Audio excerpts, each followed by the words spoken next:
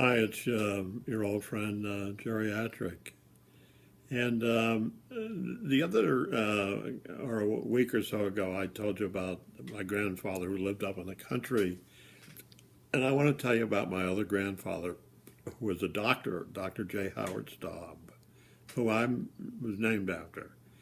And he was born in New Milford, Connecticut, the son of Nicholas Staub, the guy that came over here at 16 years old and made a big name for himself in early electricity and tobacco farmer, et cetera, et cetera. But he married Nancy Jane Peck, who was the daughter of the farm he started to work on when he came over here. And they had three sons, of which my grandfather was the youngest.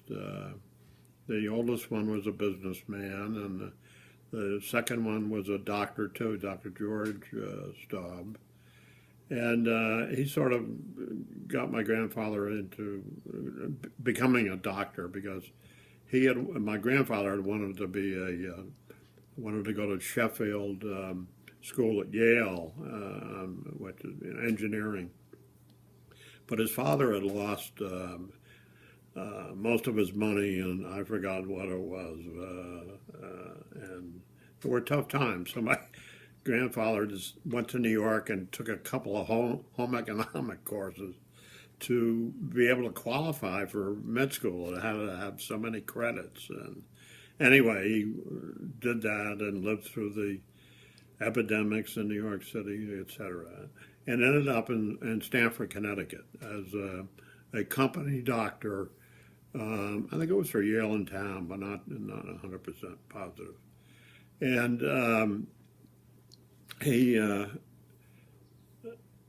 had a practice there for God, I don't know, 50 years or something, and was a well-known surgeon, doctor, and became head of the surgery at the hospital and chief of staff, and also was in the banking, where he became chairman of the board of one of the banks in Stanford.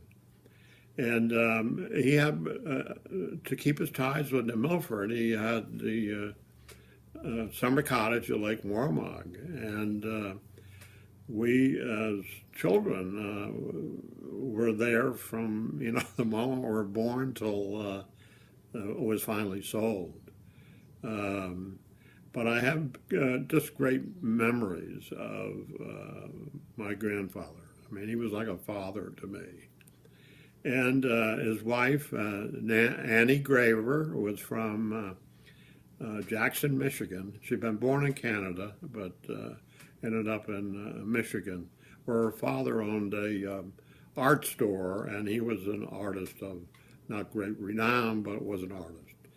And she had a sister who had married a man from New Milford by the name of Keeler. And she came to visit him, or visit her. And in those days, New Milford had train service, and she got off the train in New Milford. And my grandfather, so the story goes, spotted her, and that was the woman for him. And anyway, they got married and had a long life together. So that's all I can think of for the moment. But there are many, many stories of my relationship with him. So that's it for today.